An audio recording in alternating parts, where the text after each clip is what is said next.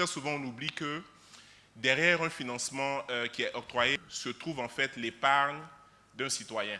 Et donc lorsque cette PME-là n'est pas capable de faire face en fait à ses engagements, c'est non seulement cette épargne-là qui est en danger, mais aussi l'établissement financier qui est concerné. La solution, rendre les petites et moyennes entreprises PME attractives. En 2016, le rapport de l'enquête appelé « Données pour la croissance » mettait le doigt sur les réalités suivantes. Seuls 5% des PME interrogées maîtrisaient les offres de financement disponibles. Une seule entreprise sur 3 avait effectivement déposé une demande auprès d'une institution financière et seulement 50% des entreprises ayant soumis cette demande de financement avaient reçu une réponse favorable. Pour remédier au déficit constaté, nous avons engagé l'écosystème à la mise en œuvre d'une feuille de route commune qui met l'accent sur la formation et sur cette information. Résultat.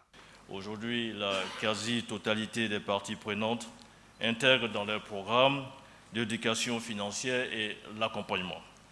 Nous nous félicitons de la cinquantaine d'institutions directement engagées dans cette dynamique qui a permis à la CGCI de renforcer ces 3 dernières années les capacités de plus de 6 000 acteurs de PME à Abidjan et à l'intérieur du pays.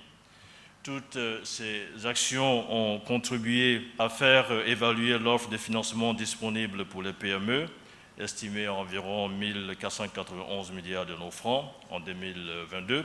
Cette 6e édition de la Finance s'engage vise à faire la promotion des bonnes pratiques de financement entre les PME, les banques et les établissements financiers.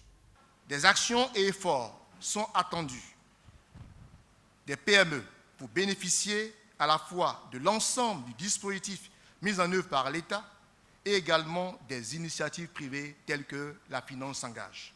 À ces fins, les PME doivent améliorer leur attractivité à travers une bonne structuration, une organisation et également en intégrant les règles de fonctionnement des institutions financières en matière de crédit qui sont censées faire du profit.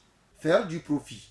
La ministre de la Culture et de la Francophonie invite les opérateurs économiques à s'intéresser au secteur des industries créatives et culturelles. C'est un secteur qui contribue vraiment à l'emploi des jeunes, en particulier. Quelques chiffres.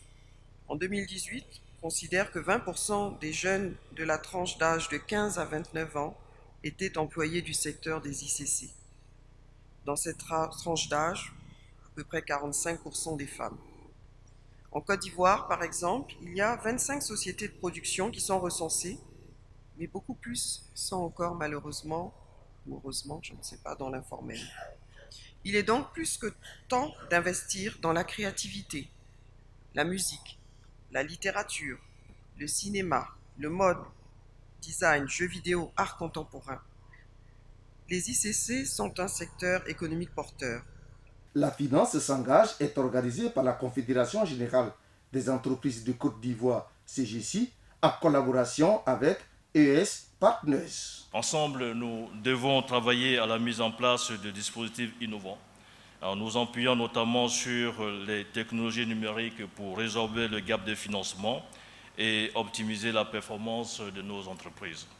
La CGCI entend non seulement renforcer ses actions dans ce sens, mais aussi intensifier son plaidoyer auprès de l'écosystème financier et des décideurs publics.